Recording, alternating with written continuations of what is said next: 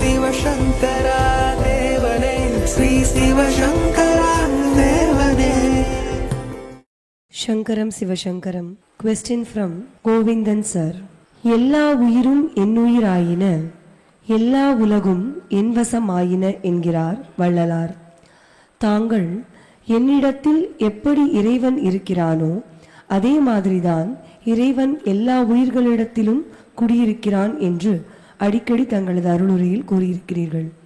இதற்கு மாறாக பகவத்கீதை அத்தியாயம் 9:4 பகவான் கிருஷ்ணர் எல்லா உயிர்களும் என்னிடத்தில் வசிக்கின்றன, ஆனால் நான் அவற்றில் வசிப்பதில்லை என்று அர்ஜுனனுக்கு உபதேசமாக கூறுகிறாரே, பகவான் கிருஷ்ணர் ஏன் அவ்வாறு கூற வேண்டும்? ஈஸ்வர சர்வபூதானாம் அப்படிதான் கிருஷ்ணர் சொல்றாரு. அப்போ ஈஸ்வரம் என்பது கடவுளுடைய எல்லா ஐஸ்வர்யங்களும் கூடிய ஒரு நிலை. சர்வபூதானாம் என்றால் இந்த உலகத்தில் இருக்கக்கூடிய எல்லா படைப்புகளுக்குள்ளும் இறைவன் தான் இருக்கிறான் அப்படின்னு அர்த்தம். அதனால் இறைவன் இல்லாத எந்த வஸ்துவும் உலகத்தில் இல்லை. நாம் மாத்திரம் இல்லை, எறும்பு முதலாகிய எல்லா ஜீவராசிகளுக்குள்ளேயும் அதே கடவுள் தான் இருக்கான். அதனால் ஒவ்வொரு ஜீவராசிக்கும் கடவுள் ஒவ்வொரு விதமான பவரை கொடுத்துருக்கான். இப்போ ஒரு ஓனான் இருக்குன்னா அந்த ஓனான் எந்த சர்ஃபேஸில் இருக்கோ அதுக்கேற்ற மாதிரி தன்னுடைய கலரை மாற்றிக்கும். அப்போ அது அங்கே இருக்கிறது கூட நமக்கு தெரியாது. பச்சுவந்தின்வாங்க, கெமிலியான்னு சொல்லுவாங்க. ஒரு எறும்பு இருக்குது, பார்த்தா தவுளுண்டு இருக்குது. ஆனால் அந்த எறும்பு கண்ணில் யானையை பார்க்குற போது யானை எறும்பு மாதிரி தெரியுமா, அண்டு யானை கண்ணில் பார்க்குற போது எறும்பு யானை மாதிரி தெரியுமா. இதெல்லாம் கடவுளுடைய படைப்பில் இருக்கிற மிக அற்புதமான விஷயங்கள். அதனால் unless we get into the shoes, நாம் எறும்பாகி நாம் யானையாகி நாம் இதாகி அதாகி பார்த்தா தான் கடவுள் எவ்வளோ பெரிய ஆளுங்கிறது நமக்கு புரியும். Otherwise everything is so perfect in God's creation. நம்ம நினச்சிட்டு இருக்கோம், ஆனால் எல்லாமே பெர்ஃபெக்டாக இருக்கும். எதுலேயுமே கடவுள் யாருக்குமே குறை வச்சதா சரித்திரமே கிடையாது. நீ பெரிய பணக்காரன் ஒருத்தனை பார்த்து அவனுக்கு ஏதோ பெரிய சந்தோஷத்தில் இருக்கான்னு நினைக்கிறேன். அவன் சந்தோஷமாகவே இல்லை. சாதாரண ஏழையாக இருக்கான் இல்லையா, அவன் ரொம்ப சந்தோஷமாக இருக்கான். கூலிக்காரர் இருக்கான்னு வச்சுக்கலாம், ஐ மீன் லேபர். அவன் வரான்னு தெரிஞ்சு ரோட்டில் இருக்கிற மரப்பொட்டியில் இருக்கிற சுள்ளியெல்லாம் எடுத்து சுடு தண்ணி காய்ச்சி வைப்பான். அவன் வந்த உடனே அவனுக்கு தலையில் எண்ணெய் தேய்ச்சி பேனெல்லாம் பார்த்துட்டு அவனை சுத்தனில் குளிப்பாட்டி அவன் சாப்பிட்றதுக்கு கருவாட்டு குழம்பெல்லாம் வச்சுருப்பான். அப்போ ஒரு ஏழைக்கு கிடைக்கிற ஒரு சுகம், ஒரு சந்தோஷம் கூட பணக்காரங்களுக்கு கிடைக்கிறது இல்லை. இது தப்பாக தான் இந்த உலகத்தில் எல்லோரும் வந்து கடவுள் எல்லாருக்கும் அளந்து தான் வச்சுருப்பான். ஏதாவது ஒன்று கொடுத்துருந்தா இன்னொன்று கொடுக்க மாட்டான். அதனால் குறைவுடைய மனிதர்கள் என்று யாரும் உலகத்தில் இல்லவே இல்லை. ஒரு ராஜகுமாரன் குதிரை மேலே போயிட்டு இருந்தான். போனால் ஒரு மரத்தடியில் ஒருத்தன் தொப்பி இப்படி தூக்கி தலைமையில் போட்டு இப்படி கால் மேலே கால் போட்டுட்டு ஆனந்தமாக கொட்டை விட்டு தூங்கினே இருந்தான். அவன் மாடெல்லாம் மேய்ஞ்சி இருந்தது. அவன் கண்ணு முழிக்கிற வரைக்கும் ராஜகுமாரன் காத்துன்னு சொன்னான். ஏண்டா, நான் ஏர் கண்டிஷன் ரூமில் அன்னப்பறவையினுடைய ரெக்கையில் செஞ்ச பெட்டில் படுத்துன்னு தூங்குறேன், எனக்கு தூக்கமே தொலைக்க மாட்டேன்னுது. நீயே பாரு, எவ்வளோ பேருக்கு தூக்கமே வருது தெரியுமா நைட்டில். தூக்கமே வர்றதில்லை. நீ எப்படா இந்த வெயிலில் இந்தமாதிரி ஜாலியாக ஒரு தொப்பியை மாட்டிக்கின்னு தூங்கின்னு இருக்கு அப்படின்னா. அவன் சொன்னான், என்ன இருக்குது, ஆடு மாடுகளை மேய்க்கிறதுக்கு கடவுள் புல் கொடுத்துக்கிறாரு, குடிக்கிறதுக்கு தண்ணி இருக்குது. நான் வீட்டிலேருந்து டப்பாவில் புளி சாதம் கொண்டாந்து சாப்பிட்டேன், தண்ணி குடிச்சிட்டு ஜாலியாக தூங்கின்னு இருக்கிறேன். சாயந்தரம் 5:00 உடனே ஆடு மாடுக்கெல்லாம் மேய்ச்சின்னு வீட்டுக்கு போடுவேன் அப்படின்னானா. அப்போ இந்த ராஜகுமாரன் சொன்னானா, தை மில்லி கேப் இது ஒர்த் மை க்ரௌன்னு நானா. நீ போட்டுக்கிற இந்த வைக்கப்பிரியில் பண்ண தொப்பி இல்லை, அது நான் வைடூரியங்கள் பதித்து போட்டுன்னு இருக்கிற அந்த கிரீடத்தை விட நல்லா இருக்குதுடா அப்படின்னானா. அதனால் நீ கடவுளை அண்டர் எஸ்டிமேட் பண்ணாத. அவன் எல்லாருக்கும் அளந்து தான் வச்சுருக்கான். நமக்கு புரியாமல் போகிறான். அதாவது இப்போ நம்ம இருக்கோம் மனுஷங்க, நமக்கு மகாலட்சுமியை இதயத்தில் வச்சுருக்கான். ஏன்னா நெஞ்சம் சிவக்க அருள்வாயன்னு அருணகிரி பாடுற மாதிரி நெஞ்சத்தில் மகாலட்சுமி இருந்தால் தான் நம்மக்கிட்ட இருக்கிற துட்டை வச்சு 4 பேருக்கு தான தர்மம் செய்யணுன்ட்டு. ஊருணி நீரை நீந்தத்தே உலகவாம் பேரறிவாளன்னு தெரியும். ஊர் நடுவில் ஒரு பொது கிணறு இருக்குது. 8 பக்கம் ஒரு ஆட்டணம் போட்டு ஊரில் இருக்கிறவங்கெல்லாம் அந்த தண்ணியை சேர்ந்து ஜம்முன்னு வீட்டுக்கு எடுத்துன்னு போவாங்க. அந்த மாதிரி ஒரு நல்லவங்க கையில் இருந்தாக்கா அந்த பணம் ஊரில் இருக்கிற எல்லாருக்கும் பயன்படும் அப்படிங்கிற மாதிரி. ஒரு சாதாரண ஆளுக்கு இருக்கிற இந்த சந்தோஷம் இல்லையா, ஊரில் எல்லாருக்கும் என்னென்ன வகையில் கடவுள் பண்ணி வச்சுருக்காரோ அதெல்லாம் நீங்கள் ஆராய்ச்சி பண்ணிக்கிட்டே வந்தாக்கா everything is perfect in God's creation. நமக்கு புரியாமல் போகலாம். ஒரு ஹையஸ்ட் லெவலுக்கு போகிறாங்க, அவங்களுக்கு எதுவுமே தேவைப்படுறதில்லை. டேண்டமஸ்ன்னு ஒரு பெரிய மகான் இருந்தார். அலெக்சாண்டர் தி கிரேட் இன்னும் இந்தியா விட்டு திருப்பியும் கிரீஸ்க்கு திரும்பி போகிறான். போகிறதுக்கு முன்னால் இந்தியாவில் இருக்கிற ஒரு பெரிய மகான் அவரை நான் பார்க்கணுன்ட்டு அவருடைய மந்திரி அனுப்புகிறான். மந்திரி வந்து மரத்தடியில் படுத்துன்னுக்கிறார், இவர் நேக்கடாக படுத்துன்னுக்கிறார் அம்மனமா. இந்த Alexander the great wants to meet you அப்படின்னா, I don't want to meet யூம்னார். எனக்கு அவனை பார்க்கணுன்னு இல்லை, இல்லை உனக்கு நிறைய பணம் கிடைக்கும் அது கொடுக்கிறதுன்னு எனக்கு தேவையே இல்லையே அப்படின்னா. அவனை கொண்டுடுவானே நீ வரலன்னா, வச்சுட்டு போட்டோம், இந்த உடம்பு விட்டு நான் வேறு உடம்புக்குள்ளே போடுவேன் நானும். I can transfer my energy to some other body அப்படின்னு. அப்போது அந்த மந்திரி சொல்கிறான், உங்களுக்கு என்ன வேணும்னாலும் நான் வாங்கி தரேன். நான் சொன்னேன், எனக்கு ஒன்றுமே வேண்டியதில்லை, இந்த மரம் எனக்கு நேரில் கொடுக்குது, பக்கத்தில் வர சிற்றோட எனக்கு தண்ணியை கொடுக்குது, ஜாலியாக இருக்கிறேன் நான், எனக்கு ஒன்றும் தேவைகளே இல்லைன்னு. இது கேள்விப்பட்டு அலெக்சாண்டர் வேறு வழி இல்லாமல் அவனே இவரை தேடி வந்தானோ. வந்துட்டு, சாமி நான் வந்து நிம்மதியாக இருக்கிறதுக்கு வழி சொல்லுங்க அப்படின்னு. இப்போ சொன்னாரான், என் பக்கத்தில் உட்காந்துக்கோனாரான். நிம்மதியாக இருக்கிறதுக்கு வழி என் பக்கத்தில் உட்காந்துக்கோணும். இல்லை இல்லை எனக்கு இன்னும் கொஞ்சம் நாடெல்லாம் பிடிக்கணும். அப்புறம் அப்படின்னாரு, இன்னும் கொஞ்சம் நாடெல்லாம் பிடிக்கணும். அப்புறம் வேணால் உங்கள்கிட்ட வர்றதை பற்றி யோசனை பண்ணுறேன். சொன்னார், நீ செத்தாலையும் வந்து வரமாட்டேன் என்கிட்ட எனக்கு தெரியும். இப்போ உனக்கு ஆப்ஷன் இருக்குது சந்தோஷமாக இருக்கிறதுக்கு. இதை விட்டு இருக்கிறத விட்டு பறக்கத்தை தேடுற மாதிரி இன்னும் போயினே இருக்கிற, இன்னும் நாடு பிடிக்கணுன்ற, அது பண்ணுறேன் இது பண்ணுறேன்ற, அதனால் உனக்கு ப்ரிஸ்கிரிப்ஷன் தெரியல அப்படிங்கிற வார்த்தையை சொல்லுவார். அப்போ அவர் சொல்கிறார், என் பக்கத்தில் ஒரு நாய் படுத்துன்னு இருக்கு இல்லையா, இது உன்ன மாதிரி நாடு பிடிக்குதா, இன்னும் நாடு பிடிக்குதா, ஜாலியாக இருக்குது இல்லையா, அந்த மாதிரி நீ என் பக்கத்தில் உட்காந்தால் தான் உனக்கு நிம்மதியெல்லாம் கிடைக்கும். மற்றபடி நீ இதே மாதிரி தான் வாழ்நாள் பூரா ஓடிக்கிட்டே இருப்பேன், இல்லைன்னா உனக்கு ஒன்றும் கிடைக்க போகிறது இல்லைன்ட்டு. ஸோ மக்களுக்கு இதெல்லாம் புரியணும். இந்த கண்டென்ட்மெண்ட் இல்லை ஞானம் என்பது இந்த உலகத்தில் எதுவுமே இல்லைன்னு தெரிஞ்சுக்கிறது தான். நம்ம சம்ரஷ்ணாவில் ஒரு பாட்டு இருக்கு, ஒன்றுமில்லாத வாழ்வில். ஒன்றுமில்லாத வாழ்வில் நாம் ஓடோடி அலைகின்றோம், இதைவிட ஒன்றுமில்லை என்றறிந்தும் இதை நாம் உணர மறுக்கின்றோம். உனதென்றும் எனதென்றும் நாம் உரிமையில் கழிக்கின்றோம், ஒன்றுக்கும் உதவாத உறவுகளில் நாம் ஊறி திளைக்கின்றோம்.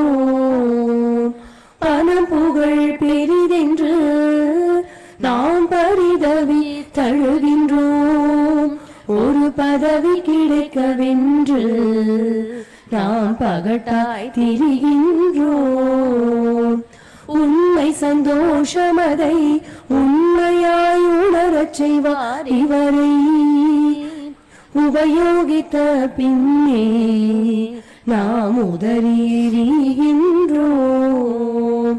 தனக்கென்று எதுவும் இல்லை, இவர் நமக்கென்று உலகில் வந்தார், கலியுக சம்ரக்ஷணமே இவர் தம் காலடி பணிந்திடுவோம். இதெல்லாம் நம்ம சம்ரஷ்ணாலே இருக்கிற பாடல்கள் தான். ஓ, நீ நிஜமாவே மகிழ்ச்சியை தான் தேடுறேன்னு வச்சுக்கோ, நீ இன்னுமே பண்ணுறதில்லை. அந்த சாமியார் மற்றல இந்த சொல்கிற மாதிரி நானும் சொல்கிறேன், வா என் பக்கத்தில் உட்காந்து, நான் அவனுக்கு இருக்கிறதுக்கு இடம் தர்றேன், சாப்பாடெல்லாம் போடுறேன், நீ போவே திருப்பியும் ஓடி போவே. ஏன்னா உனக்கு இன்னும் அந்த கர்மா கையில் 4 விதமாக துக்கம் பட்டு சோகப்பட்டு விருப்பு வெறுப்புக்கள் எல்லாம் இன்னும் பாக்கி இருக்கு. அதனால் நானே உனக்கு சாப்பாடு கொடுக்குறேன், தங்கத்துக்கு இடம் கொடுக்குறேன், வா அப்படின்னா கூட ஒரு நாள் இருக்க முடியாது, யாராலையும் முடியாது. அதுக்கு ஒரு நேரம் இருக்குது, அது தானாக தான் வரும். வெள்ளரி பழம் மோட்சம்னு ஒன்று இருக்குது. அந்த வெள்ளரி பழம் காம்பு இருந்த உடனே தானாக கீழே விழுந்துருமா. அது மாதிரி அற்றது பற்றெண்ணில் உற்றது வீடு. உனக்கு எந்த ஒரு பற்றும் இல்லாத நிலை வந்தால் அதுதான் மோட்சம்னு சொல்லக்கூடியது. இப்போ மற்ற பற்று இன்றி நின் பாதமே பாவித்தேன், பெற்றத்தால் பிறந்தேன் இனி பிறவா வரமெய்தினேன் தான் சுந்தர தேவாரம். எல்லாத்தையும் விட்டு போட்டு கடவுளே உண்மையில மாத்திரம் நான் உக்காந்துட்ருக்கேன்.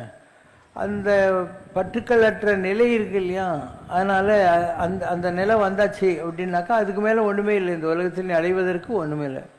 இப்போ நான் இருக்கேன், இது எல்லாமே நான் தான் உண்டாக்குனேன். எனக்கு ₹1 கூட கடன் கிடையாது, பேங்க்கில் எப்பயும் ₹1 லோனே வாங்கினதே கிடையாது, எதுலேயும் என் கைது கிடையாது. என்னை யார் நம்பி வந்தானோ 20-25 வருஷமாக சின்ன சின்ன பசங்க அவங்களாம் தான் ட்ரஸ்டி.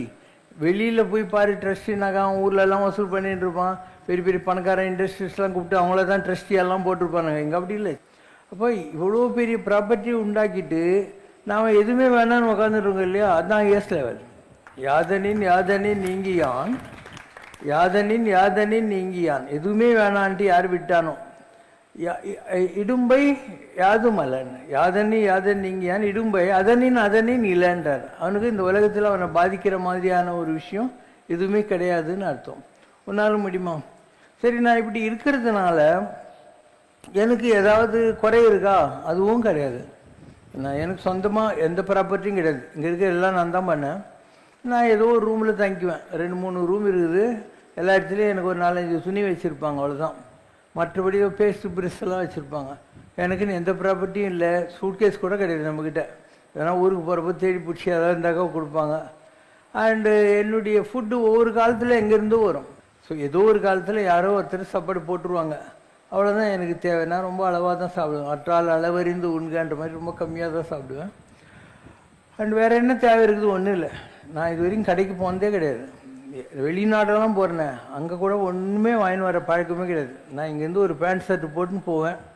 நான் எந்த ஊருக்கு போகிறேனோ அந்த ஊரில் 3 நாளைக்கு மேலே தங்க மாட்டேன். அது லண்டன் ஆகட்டும், அமெரிக்கா ஆகட்டும், அமெரிக்காவில் எந்த ஊராகட்டும் 3 நாள் தான் தங்குவேன். நம்ம ஆளுங்க ஒரு 100 ரூம் போட்டுருவாங்க அங்கே. அவங்க 100 ரூம் போட்டதுனால எனக்கு ஒரு ரூம் ஃப்ரீயாக கிடச்சிடும். ஒரு ஹால் கொடுத்துருவாங்க நம்ம மீட்டிங்கெல்லாம் போடுறதுக்கு. அவங்களே மைக் செட்லாம் ஹோட்டல்காரனே கொடுத்துருவான். அண்டு அவங்களுக்கெல்லாம் அங்கே இருக்கிற ஏதாவது வெஜிடேரியன் ஹோட்டலில் அவங்க ஆர்டர் கொடுத்துக்குவாங்க. எனக்கு நம்ம பசங்க இருக்காங்க இல்லையா, ஏதாவது வெளியூர்லேருந்து வரவங்க, அவங்களே ஒரு ஸ்டவ் கிவெல்லாம் கொண்டாந்து அவங்க ரூமில் வச்சு எனக்கு ஏதோ கொஞ்சம் சமைச்சு கொண்டாந்து கொடுத்துருவாங்க. ஸோ என் ஃபுட்டு நம்ம பசங்க கொடுத்துருவாங்க, அவங்களுக்கெல்லாம் ஹோட்டலில் ஆர்டர் வந்துடும். இப்படி தான் என்னுடைய லைஃப் நடக்குது. 3 நாளைக்கு மேலே எங்கேயும் தங்கினது இல்லை. அடுத்த ஊருக்கு போயிட்டே இருப்பேன் நான். அண்டு இங்கேருந்து நான் என்ன ட்ரெஸ் போட்டுன்னு போடணும் அதே ட்ரெஸ்ஸில் திரும்பி வந்துடுவேன். அங்கே அவங்க ஒரு 3 நாளைக்கு எனக்கு ட்ரெஸ் வாங்கி வச்சுருப்பாங்க. அதை யூஸ் பண்ணிட்டு அங்கேயே விட்டுருவேன்.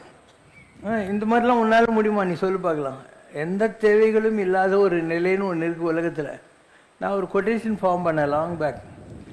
தேவைகள் உள்ளவன் வழிபடுவான், தேவைகள் அற்றவனும் வழிபடப்படுவான் அப்படின்னு. இந்த fellow has wants worships, a fellow has no wants is worshipped. எதுவுமே தேவையில்லை. அப்போது நீ கடவுள்கிட்ட கூட போய் என்ன கேட்கறதுக்கு இருக்குது? ஒன்றும் கிடையாது இல்லையா? கடவுள்கிட்ட கூட ஒன்று கேட்கறதுக்கு என்ன இருக்குது? யாராக இருந்தாலும் இவ்வளோதான். ஸோ எனக்கு தேவைகளே கிடையாது. எனக்கு பணமே தேவைப்படுறதில்லை. நான் 100 தடவை சொல்லிட்டேன். இல்லை, I don't need any money, I don't have any attachment to anything. இப்படி உலகத்தில் எவ்வளோ நிலைகளெல்லாம் இருக்குது. நீங்கள் இந்த உலகத்தில் இருந்து வேலைக்கு போயிட்டு ஒரு வீடு வாங்கின்னு அதுக்கு டியூ கட்டிக்கின்னுட்டு, ஸ்கூட்டர் வாங்கின்னு டியூ கட்டின்னு, கார் வாங்கின்னு டியூ கட்டின்னு, கல்யாணம் பண்ணின்னு குழந்தைங்களை படிக்க வச்சு அதுக்கப்புறம் இப்படியே வாழ்க்கை உங்களுக்கு ஓட்டிக்கின்னு இருக்கும் இல்லையா? எவ்வளோ வருஷம் இப்படியே தான் ஓட்டிக்கின்னு இருப்பீங்க நீங்கள். இதெல்லாம் விட வேண்டி இருக்கும். விட்டு விடுதலை ஆகி நிற்பாய் சிட்டுக்குருவியை போல. ஆனால் உன்னால் விட முடியாது. ஏன்னா உனக்குன்னு கர்மா போல. கர்மா தீர்ந்தால் தான் இந்த பந்த பாசமெல்லாம் போகும். அது வரைக்கும் நீ எல்லாத்தையும் நிஜம்தான் நம்பிக்கினே இருப்ப. உன்னுடைய உற்றம் சுற்றம் எல்லாம் நிஜம் நீ நம்பின்னு இருப்ப. யாரும் உன்னை நம்பி இந்த உலகத்தில் இல்லை. நீ ஏன் கற்பனை பண்ணிகிட்ருக்க? ஓகேவா? ஒரு ஆள் இருந்தான், அவன் ஒரு சாமியார்கிட்ட போனான். சாமியை வாழ்க்கையில் கொஞ்சம் கூட நிம்மதி இல்லைன்னு. சரிப்பா, எல்லாத்தையும் ஒட்டி என் பக்கத்தில் உட்காந்துக்கோ அப்படின்னாரு. சொன்னேன், என்ன சாமி அப்படி சொல்கிறீங்க? என் பொண்டாட்டி பிள்ளை குட்டிங்கெல்லாங்கிறாங்க அப்படின்னா. அப்போ அவர் சொன்னாராம், டே யாரும் உன்னை நம்பி இல்லைன்னு. என்ன அப்படி சொல்கிறீங்க அப்படின்னா, சரி நான் உனக்கு 2 மாத்திரை கொடுக்குறேன். ஒன்று சிவப்பு மாத்திரை, ஒன்று பச்சை மாத்திரை. நீ காலையில் 7 மணிக்கு சிவப்பு மாத்திரை போட்டுக்கோ, செத்த மாதிரி ஆயிடுவேன். அப்புறம் நான் 8 மணிக்கு நான் வந்து பச்சை மாத்திரை கொடுப்பேன், நீ திருப்பியும் உயிரோடு வந்துடுவேன். நிஜமாலம்மா அப்படின்னா சரின்னு. அவன் 7 மணிக்கு மாத்திரை போட்டான். அவனை சுற்றி நடக்கிறதெல்லாம் எனக்கு தெரியுது. அவன் பொண்டாட்டி பிள்ளைக்குட்டி அப்பா அம்மா எல்லோரும் வந்து அது மேலே விழுந்து அது நிற்கிறாங்க. அப்போ அந்த சாமியார் 8 மணிக்கு வர்றாரு. இந்த மாதிரி எங்கள் பிள்ளை போட்டான், எங்கள் ஹஸ்பண்ட் போயிட்டார், எங்கள் நைனா போயிட்டாருன்னு சொல்லிடுது. சொல்கிறாரு, என்கிட்ட ஒரு மாத்திரை இருக்குது, இதை நான் போட்டாக்கா அவன் வந்துடுவான். ஆனால் நீங்கள் யாராவது ஒருத்தர் உங்கள் உயிரை கொடுக்கணும். அப்போ தான் வந்து நான் அந்த உயிரை போட்டு அவனை கொலைக்க வைக்க முடியும்னு. அந்த வயசான தாத்தா பாட்டியில் அவங்கள கேட்குறாரு, உங்களுக்கு தான் வயசாகிடுச்சு, அவன் பொண்டாட்டி பிள்ளை குடிங்க கூட நல்லா கட்டுவான்ட்டு. இல்லைங்க, நான் இன்னும் காசி ராமேஸ்வரம் எங்கேயுமே போகல, இவனை பச்சி பெரிய கல்யாணம் பண்ணுறதுக்கே எங்களுக்கு இவ்வளோ வருஷம் ஆகிப்போச்சு அப்படின்னாங்க. அதுக்கப்புறம் அந்த குட்டி பசங்க இருக்காங்கல்ல, அவங்க கேட்டார், உங்கள் அம்மா நல்லா இருக்கட்டும்பா, உங்கள் தாத்தா பாட்டி நல்லா இருக்கட்டும், நீங்கள் யாருன்னா ஒரு உயிரை கொடுத்துருங்கன்னு. அவங்க போனால் போட்டுங்க, எங்கள் அம்மா எங்களை பார்த்துக்கோணும். எல்லாரோட ஜாஸ்தி அழுதுன்றது இந்த அம்மாக்காரி தான். அதனால் அம்மாக்காரியை கூப்பிட்டு, நீ தாம்மா ரொம்ப அழுவுற அப்படின்ன உடனே, துப்பு கட்ட மனுஷங்க, இந்த ஆள் கட்டினா என்ன சுகத்தை கட்டினேன், போனதாகவே இருக்கட்டுங்க, நான் எப்படியாவது என் குழந்தைகள் தான் பார்த்துக்கிறேன்னு. இவர் பச்சை மாத்திரை கொடுத்து இவங்க தாண்டா உன்னை நம்பி இருக்கிறவங்க நீ நினச்சின்னுக்கிற அப்படின்னா இல்லையா. அதனால் உலகத்தில் யாரும் யாரை நம்பி இல்லை. உன் கண்ணெதிலே எத்தனை பேர் செத்து போயிருக்காங்க. யாராவது அவங்க கூட போய் உடன்காட்டி ஏறி நீ பார்த்துருக்கிறியா? யாராவது எத்தனை பேர் செத்துன்னே இருக்காங்க. ஆண்டாண்டு தோறும் அழுது புரண்டாலும் ஆண்டாடு வருவரும் மாநிலத்தில் உலகத்தீரேன். யாரும் செத்துனே தான் இருக்கிறாங்க. மணிமேகலைன்னு ஒரு காவியம், அதில் சொல்கிறாங்க, ஒரு நெருப்பு எப்படி ரயில்வேல என்ஜின் டிரைவர் நெருப்பு மூட்டிட்டு அதில் கறியை தூக்கி போடுறானோ அந்த மாதிரி யமதர்மன் ஒரு என்ஜின் டிரைவர் தானோ. அவன் சுடுகாட்டில் நெருப்பு மூட்டிட்டு வயசானவங்க, சின்ன பசங்க, ஆம்பளை பொம்பளை, இந்து முஸ்லீம் கிறிஸ்டியன் எல்லாரையும் தூக்கி தூக்கி போட்டுனுக்கிறானோ.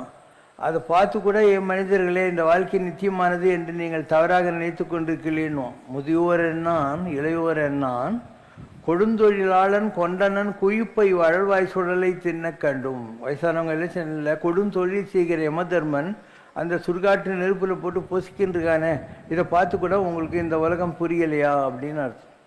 ஒரு வீட்டு வழியாக பட்டினத்தார் போயின்னு இருக்காரு. எல்லாரும் ஊழ்ந்து அழுதுன்னுக்கிறாங்க. என்னன்னாக்கா செத்துப்பிட்டாருங்க அவர் அப்படின்னு. பட்டினத்தார் அவரும் ஊழ்ந்து அழுகுறாராம்.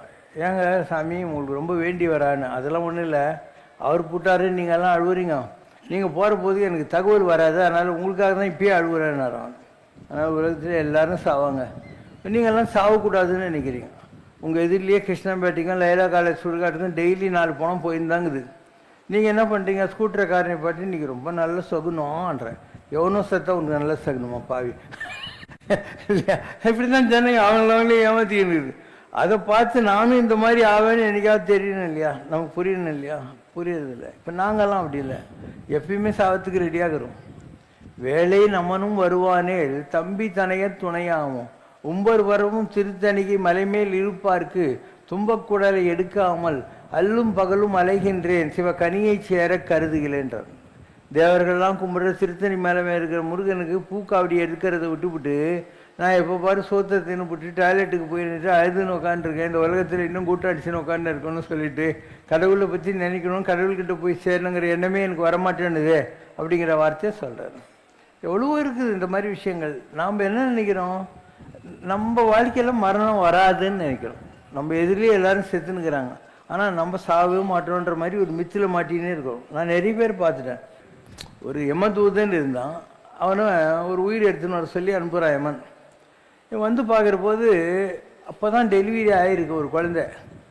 அம்மாக்காரி உயிர் எடுத்துன்னு வர சொல்கிறான் யமன். ஒரு வாரத்துக்கு முன்னே தான் அப்பங்காரன் செத்துருக்குறான். ஸோ யமதூதன் நினைக்கிறானா, அப்பாவும் இல்லை, இப்போ தான் குழந்தை பிறந்துருக்குது, இந்த உயிரை நான் அம்மாக்காரி எடுத்துன்னு போட்டு இந்த குழந்தைய யார் பார்ப்பாங்கன்னு நினைக்கிறான்.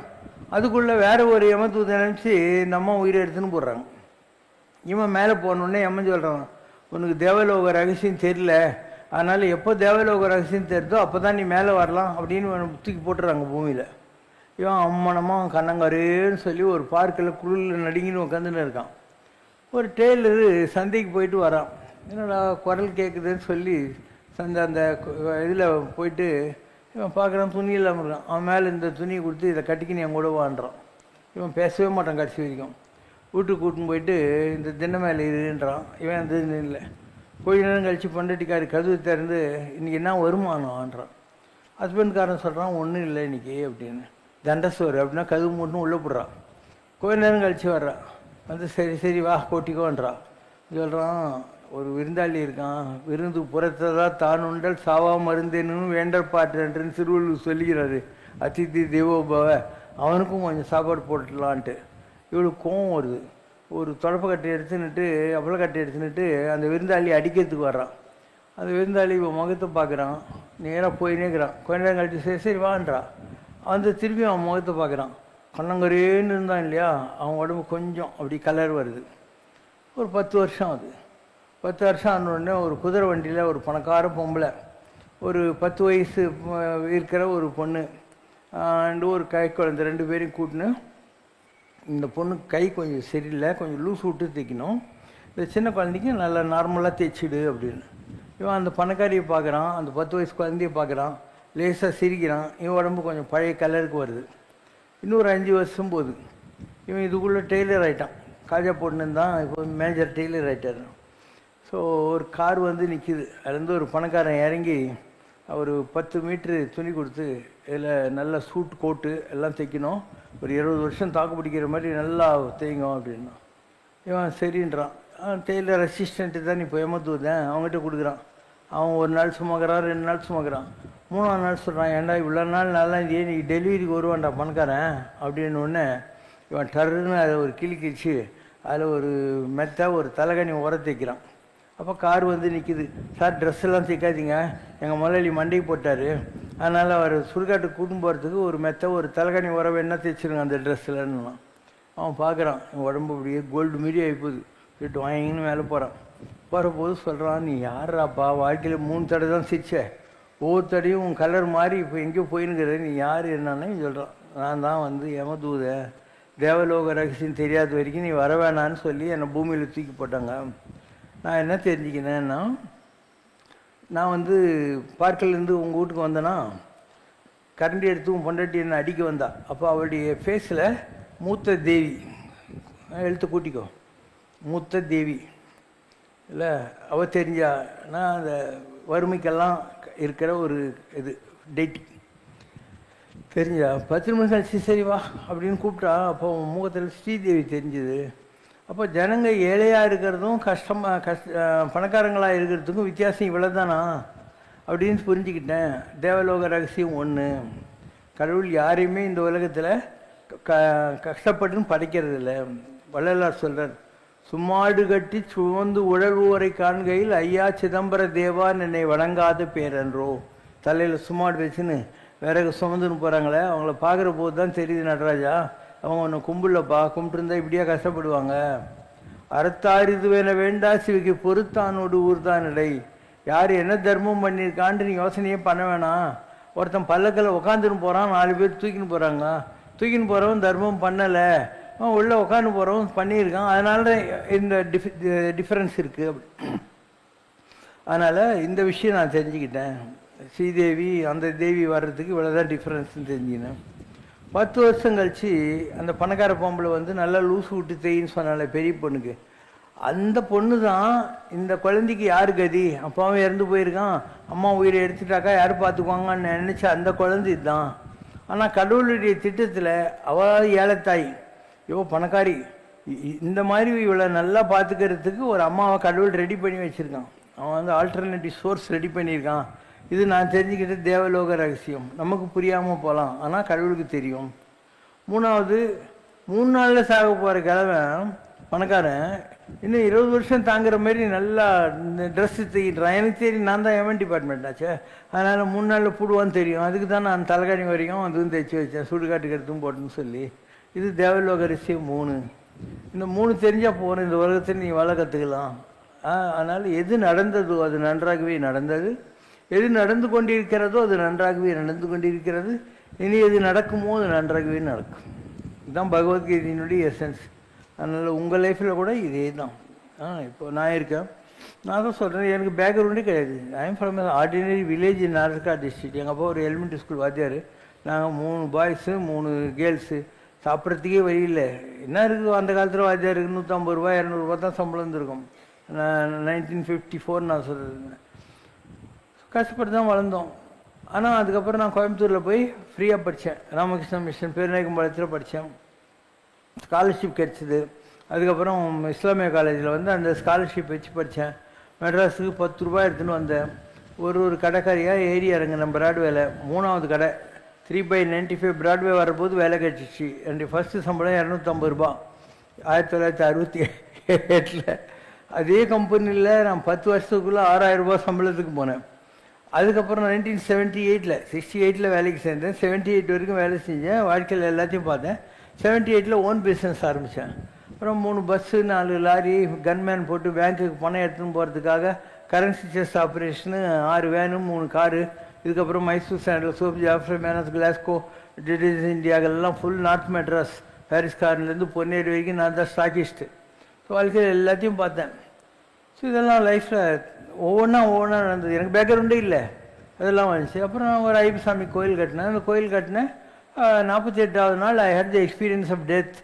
ஸோ எல்லாத்தையும் விட்டேன். டெத் எக்ஸ்பீரியன்ஸ் வந்துச்சு உடனே எல்லாத்தையும் விட்டு காட்டுக்கு போயிட்டேன். கன்னியாகுமரி நாகர்கோவில் பக்கத்தில் பெரிய காடு ஒன்று இருக்குது, மகேந்திரகிரி மலைன்ட்டு. ராமர் வனவாசம் போன இடம். அந்த காட்டில் போய் தன்னந்தனியாக உட்காந்துருந்தேன் நான். பக்கத்துலேயே கரடி போகும், உட்காந்து தியானம் பண்ணால் பாம்பு வந்து செஸ் மேலே உட்காந்துருக்கும், சோறு தண்ணியெல்லாம் இல்லாமல் உட்காந்துருப்பேன். இப்படி ஒரு 5 வருஷ காலம் கஷ்டப்பட்டு அதுக்கப்புறம் திருப்பியும் திருவண்ணாமலை வந்து அந்த சாமியார் சொன்னார், உனக்கு ஒய்ஃபு பையன் பொண்ணெல்லாங்கிறாங்க, உன் டியூட்டி முடிக்காமல் நீ போனேன்னா அடுத்த ஜென்மம் வருவான்னாரு. வந்து பார்த்தேன், எல்லாத்தையும் விற்க வேண்டியது, முதலாளியே இல்லாத பிஸ்னஸ் எங்கே ஓடும், எல்லாத்தையும் விற்றேன்.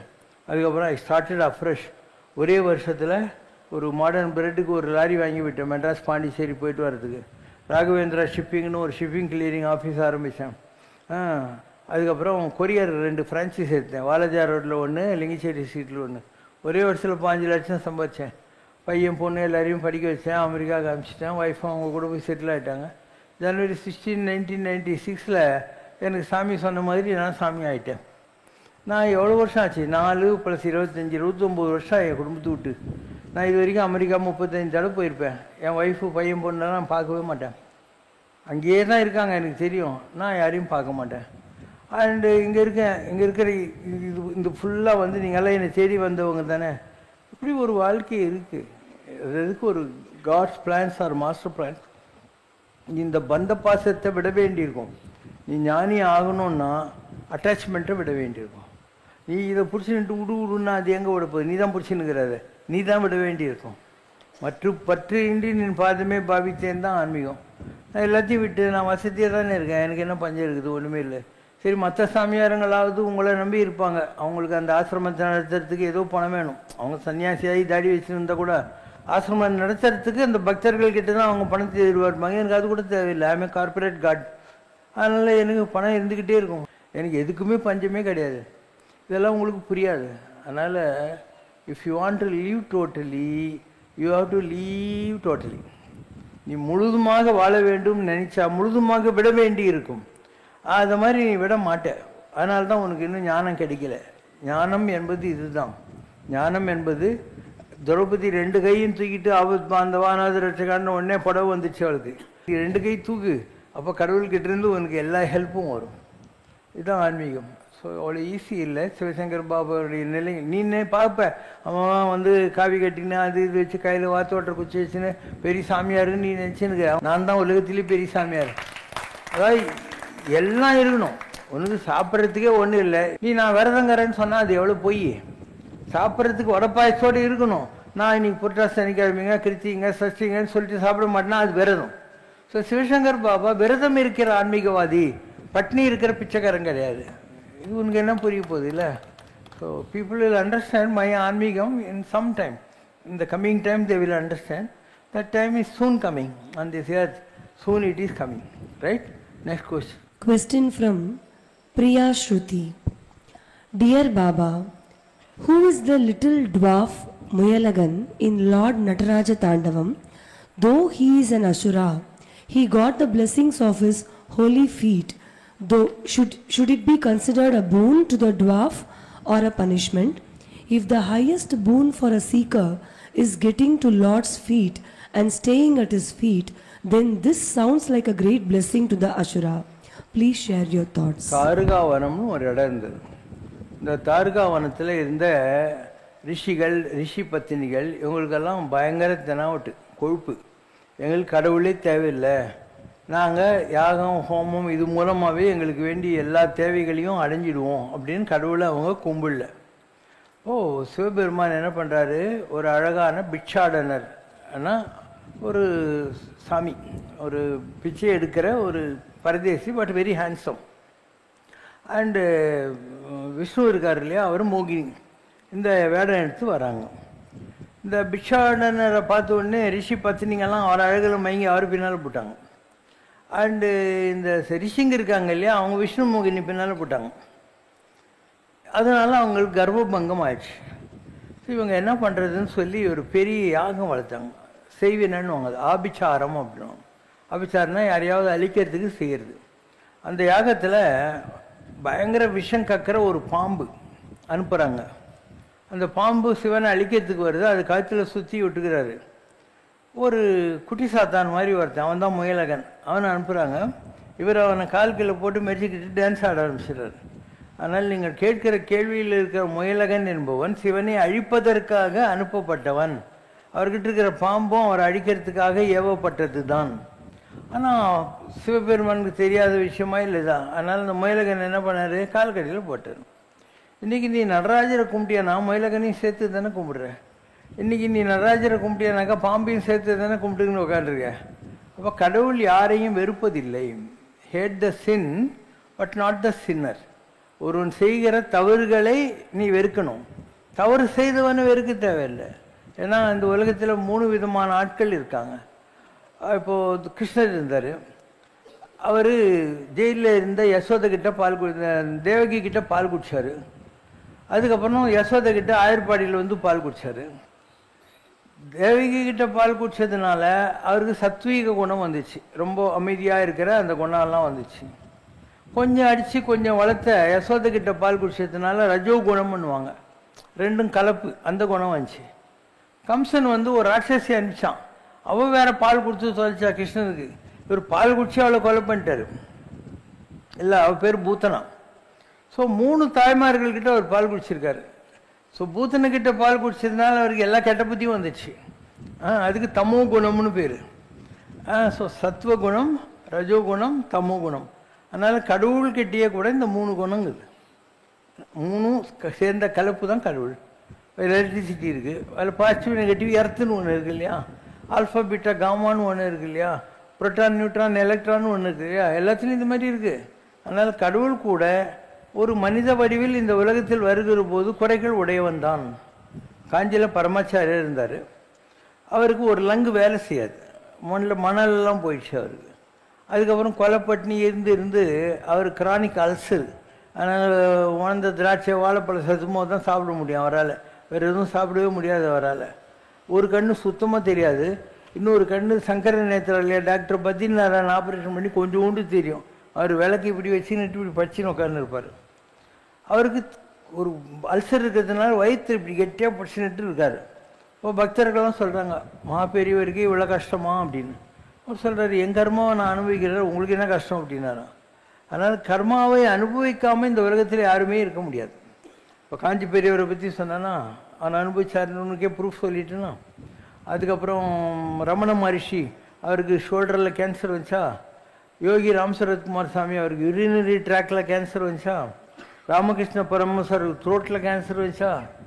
எந்த ஒரு மகான வேணா சொல்லு, அவங்க உங்களை விட மோசமாக கஷ்டப்பட்டுருக்குறாங்க, எவ்வளோ பெரிய மகானாக இருந்தான். அப்போ கர்மா என்பது என்ன, உங்கள் உடலுக்கு உள்ள கர்மா. ஆத்மா எதனாலும் பாதிக்கப்படுவதில்லை. ஆத்மா என்பது ஜோதி, அது எதனாலும் பாதிக்கப்படாது. உடம்புன்னு ஒன்று வந்தால் உடம்பாரழியின் உயிரார் அழிவர், உடலுக்குள் உத்தமன் ஒருவர் கண்டவே எனவே உடலை போவாது ஓம்புகின்றேன்னு திருமூலர் சொல்கிறார்.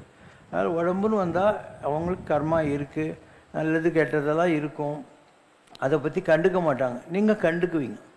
உங்களுக்கு ஒரு சாதாரண விஷயத்துக்கே நீங்கள் எல்லாம் டென்ஷன் ஆகிடுறீங்க, என்னாச்சு அப்படின்னு. மகான்களை அதை கண்டுக்கவே மாட்டாங்க. ரமணனுக்கு இந்த ஷோல்டரில் ஆப்ரேஷன் பண்ணுறாங்க, வேலூர்லேருந்து டாக்டர் போகிறான்.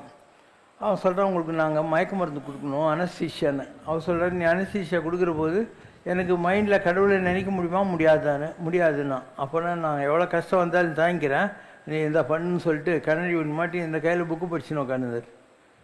எவ்வளோ கஷ்டம் இருக்கும் அந்த கையில், ஆனால் அவர் அந்த மாதிரி பண்ணார். அதனால் கர்மாவை அனுபவிக்கணுங்கிறது மகான்களுடைய நோக்கம். கர்மாவை அனுபவிக்கவே கூடாது, ஏதோ ஒரு மிராக்கிள் மேஜிக் நடந்து நான் எப்பயுமே சந்தோஷமாக இருக்கணும் அப்படின்னு நினைக்கிறது நீ. இந்த ரெண்டுத்துக்கும் உள்ள வித்தியாசம் அதுதான். உலகத்தில் உங்களுக்கும் மகன்கள், நீங்கள்லாம் கடவுள் மகான், உங்களுக்கு எந்த விதமான பேதமும் கிடையாது.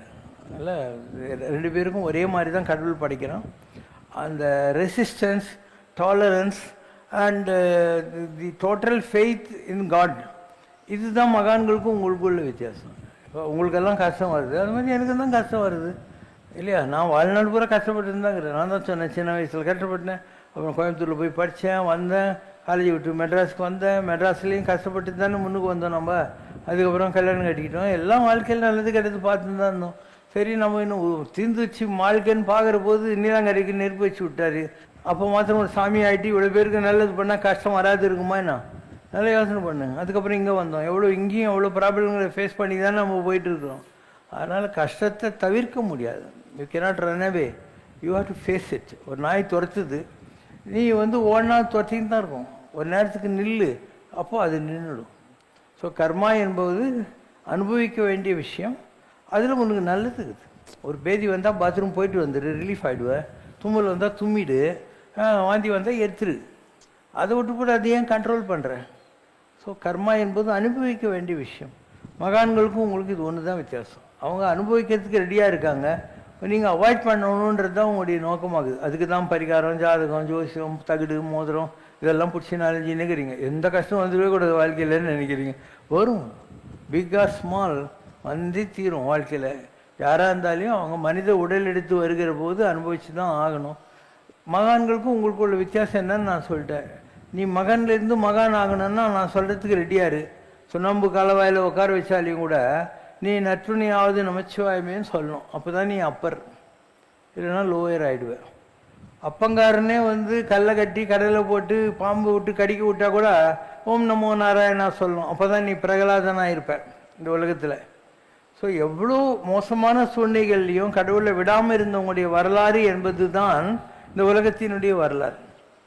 பெயக்கண்டு நஞ்சு உண்டு அமைவர், நயத்தக்க நாகரிகம் வேண்டுபவர். விஷம் கடிச்சா கூட இந்த உலகத்துக்கு நல்லது நடக்குதுன்னா சரி கொடுப்பா அப்படின்னு சொல்லி விஷத்தை குடிக்க தயாராக இருந்தால் அவங்களுடைய வரலாறு தான் உலகத்தினுடைய வரலாறு இல்லையா? அப்போது ஆழகால விஷம் வருது, சிவபெருமான் ஏன் குடிக்கிறாரு? உலகம் நல்லா இருந்து தொலைக்கிட்டோம், நான் போனால் பரவாயில்லன்னு சொல்லி விஷத்தை குடிக்கிறாரா இல்லையா? ஆனால் அவர் தியாக விடந்தன், தியாகேசன், தியாகராஜன் ஆனாரா இல்லையா? இதே வந்து பார்க்கடலில் கரைஞ்சி போது மகாலட்சுமி வந்தால் ஒத்த கொம்பு குதிரை ஊர்துவரை இது சமைச்சு கற்பக விருஷம் காமதேனெல்லாம் வந்துச்சு. எல்லா தேவர்களையும் எனக்குன்னு வாங்கி போட்டானுங்க. தியாகம் செய்யறதுக்கு ஒரு ஆள் தானே இருந்தான். அதனால தான் அவர் எல்லாருக்கும் மேலே உட்காந்துருக்கார். முந்த இருந்து நட்டோர் கொடுப்பின் நஞ்சும் முன்பர் நன்னி நாகரிகர். நன்னி நாகரிகம் என்பது என்ன? நஞ்சு கொடுத்தா கூட குடுறா அப்படின்னு சொல்லி அதை போட்டு சிவபெருமானாட்டம் வாழ்கிறது. ஸோ இதுதான் ஹையஸ்ட் லெவல். நீங்கள்லாம் அவாய்ட் பண்ணுறீங்க, நாங்கள் அவாய்ட் பண்ண மாட்டோம். நன்றே வரினும் தீதே விளையினும் நான் அறிவது ஒன்றேயும் இல்லை. நல்லது நடந்தால் என்ன, கெட்டது நடந்தால் என்ன? எனக்குள்ளதெல்லாம் உனதென்று அழித்து விட்டேன் உனக்கே பரம். எல்லாத்தையும் கடவுள்கிட்ட அர்ப்பணித்து நம்ம வாழ்ந்துக்கிட்டு இருக்கோம். ஆனால் என்ன நடந்தால் என்ன, உனதான்ற மாதிரி. அன்றே என்ற நாவியும் உடமையெல்லாமும் குன்றே எனையாய் என்னை ஆட்கொண்ட போதே கொண்டிலையோ, இனி நன்றே செய்வாய் பிழையோ செய்வாய் நானே அதற்கு நாயகமே.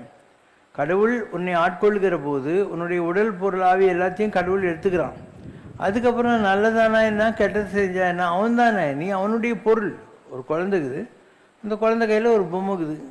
நல்ல மூடில் இருந்தால் அந்த பொம்மையை தொடையில் போட்டுக்கிட்டு அதுக்கு குளிப்பாட்டி அதுக்கு ரெண்டு பின்னலெல்லாம் போட்டு நல்ல துணியெல்லாம் கட்டி அதுக்கு சாப்பாடெல்லாம் ஊட்டி ஒரு ஏனையில் போட்டு ஆட்டி பாட்டெல்லாம் பாடுவோம் வீட்டு குழந்தை. அது குழந்தைக்கு பேட் மூடிருந்தால் பொம்மை தூக்கி செவுத்துல மட்டுன்னு அடிக்கும். அந்த பொம்மை வாய் திறந்து கேட்குமா, நீ ஏன் அடிச்ச, நீ ஏன் கொஞ்சன்னு சொல்லிட்டு. அந்த மாதிரி நீ ஆயிடு இல்லை. இது ஒரு பாட்டு அந்த காலத்தில் டிஎம் சௌந்தரராஜன் பாட்டு, முருகா நீ ஒரு தாயானால் முருகா நான் உன் பிள்ளை, நீ ஒரு சேயானால் முருகா நான் ஒரு பொம்மை. தாயானாலும் சேயானாலும் கைகளிலே என் வாழ்வு, உன் கைகளிலே என் வாழ்வு. தொட்டு கொடுத்தால் சிரிப்பேன் நான், தட்டி கழித்தால் அழுவேன் நான். அழுவதும் சிரிப்பதும் என் வேலை, அடிப்பதும் அணைப்பதும் உன் பாரம். நீ ஒரு தாயானால் முருகா நான் உன் பிள்ளை, நீ ஒரு சேயானால் முருகா நான் ஒரு பொம்மை. தாயானாலும் சேயா. ஸோ இதெல்லாம் நீ அந்த கடவுளை நம்பி பயணப்படுகிற போது உனக்கு பல விஷயங்களை கடவுளே புரிய வைப்பார். இப்போ நான் எல்லா கடவுளுடைய வடிவங்களையும் பார்த்துருக்கேன். ஈவன் சிவபெருமான் பார்வதியை கூட கைலாசத்தில் வச்சு பார்த்துருக்கிறேன் நான். ஓகேவா? அண்டு ஒவ்வொரு சூழ்நிலையிலையும் அவங்க உனக்கு ஒவ்வொரு பாடங்களை கொடுத்துக்கிட்டே இருப்பாங்க. You will get lot of lessons from time to time வரும். சுந்தரர் இருந்தார், அவர் கல்யாணம் கட்டிக்கிறதுக்காக உட்கார்ந்து இருக்கார் திருவெண்ணெய்நல்லூரில். அப்போது ஒரு கிளை வைத்தியனாக வந்து ஓலையை காட்டி சிவபெருமான் தடுத்து கோயிலுக்குள்ளே போயிட்டு பித்தா என்று எம்மை சொற்றால் பாடுகன்னு சொல்லிட்டு அடிச்சுட்டு போச்சு. அதுக்கப்புறம் அவருக்கு ஞாயிறு கிராமத்தில் ஒரு பொண்டாட்டி மேலேருந்து வந்திருக்கிறா, திருவாரூரில் ஒரு பொண்டாட்டி மேலேருந்து வந்துக்கிறா, கல்யாணம் பண்ணி வைக்கிறாரா இல்லையா? அவர் எப்பெல்லாம் பணம் தேவையோ தங்க செங்கல் எல்லாம் கொடுத்துருந்தா வச்சுக்கோன்னு சொன்னாரா இல்லையா? எனக்கு பசின்னு சொல்லி விருத்தாச்சலம் கோயிலில் சுந்தரர் உட்காந்துருந்தா, என் கோயில் மடப்பள்ளியில் வெள்ளை சாதம் தான், நான் உனக்கு நல்ல சாப்பாடு கொண்டாடுறேன்னு அவரே 4 வீட்டில் போய் நல்ல சாப்பாடு கொண்டாந்து கொடுத்தாராலே இவருக்கு இல்லையா? அந்த மாதிரி கடவுளுடைய பரீட்சையில் பாஸ் பண்ணோம். பாஸ் பண்ணிட்டேன்னா கடவுள் உனக்கு ஒரு வேலைக்கார மாதிரி ஆயிடுவார். அதாவது குடி செயலுன்னு ஒருவருக்கு தெய்வம் மடிதற்று தான் வந்துடும். இந்த வேலைக்காரன் உனக்கு வேலைக்காரன் ஆகி விடுவான். கடவுள் நீ எப்பவும் கைவிட மாட்டான். உனக்கு எப்பப்போ என்னெல்லாம் வேணுமோ எல்லாத்தையும் கொடுத்துக்கிட்டே இருப்பான். அதில் உனக்கு சந்தேகமே தேவையில்லை. ஆனால் நீ ப்ரூவ் பண்ணணும். இந்த 500 கோடி ஜனங்க இருக்காங்கன்னு வச்சுக்கலாம் உலகத்தில். அதில் எல்லாரும் கடவுளுக்கு பிள்ளைங்க தான், எல்லாரும் கடவுளுக்கு பொண்ணுங்க தான். அவங்களுக்கு கொடுக்காத ஒரு ஸ்பெஷல் ட்ரீட்மெண்ட்டு உனக்கு கொடுக்குறாரு கடவுள்னா, நீ அவங்கள விட ஏதோ ஒரு வகையில் ஸ்பெஷல்னு சொல்லி ப்ரூவ் பண்ணாதானே உனக்கு கிடைக்கும். இல்லைன்னா உனக்கு எப்படி கிடச்சிடும்? அவர் எல்லாரையும் ஒரு மாதிரி தானே நடத்த வேண்டியிருக்கும். அதனால் நீ ப்ரூவ் பண்ணி அவருடைய நம்பிக்கைக்கு பாத்திரமாகி விட்டால் you will understand how God comes to your rescue. உடுக்கை இழந்தவன் கை போலே ஆங்கே இடுக்கன் களைவதாம் அப்படின்னாரு. வேஷ்டி கீழே விழப்போகுதுன்ற போது கை ஓடி வந்து கப்புன்னு வேஷ்டியை பிடிச்சிக்கிதான். அந்த மாதிரி எப்போ உனக்கு என்ன ஹெல்ப் வேணுங்கிறதுக்கு கடவுளுடைய கைகள் ஓடி வந்து உன் இடுப்பில் பிடிச்சிக்கும். ஸோ இதெல்லாம் அனுபவத்தில் தெரிகிற விஷயங்கள். ஒரு நாள் அது திருநாள், உன்னை பெறும் நாள் என உணர்ந்தேன். இனி வரும் நாள் என் வாழ்நாளின் பெருநாள் என மகிழ்ந்தேனே. ஒரு நாள் அது திருநாள், ஒரு நாள் அது திருநாள்.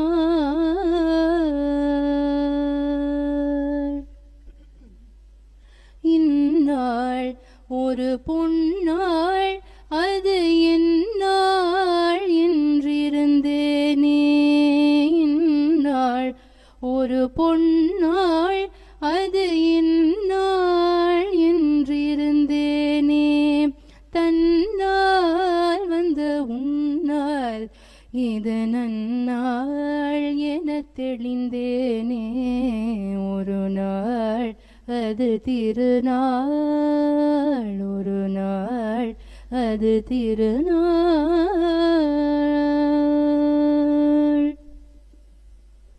முன்னால் என் பின்னால் உன் நிழல் துணை வந்ததறிந்தேன். முன்னால் என் பின்னால் உன் நிழல் துணை வந்ததறிந்தேன். கண்ணால் அருளும் பெண்ணால் தந்த கந்தா உனை புரிந்தேனே. கந்தா உனை புரிந்தேனே. அந்நாள் உன் இருதாள் என் சிரமீதணிந்துய்ந்தேனே. அந்நாள் உன் இருதாள் என் சிரமீதணிந்துய்ந்தேனே. முன்னால் பல பிறவி சங்கரா உன்னோடிருந்ததறிந்தேனே. ஒரு நாள் அது திருநாள், உன்னை பெறும் நாள் என உணர்ந்தேன். இனி வரும் நாள் என் வாழ்நாளின் பெருநாள் என மகிழ்ந்தேனே. ஒரு நாள் அது திருநாள், ஒரு நாள் அது திருநாள்.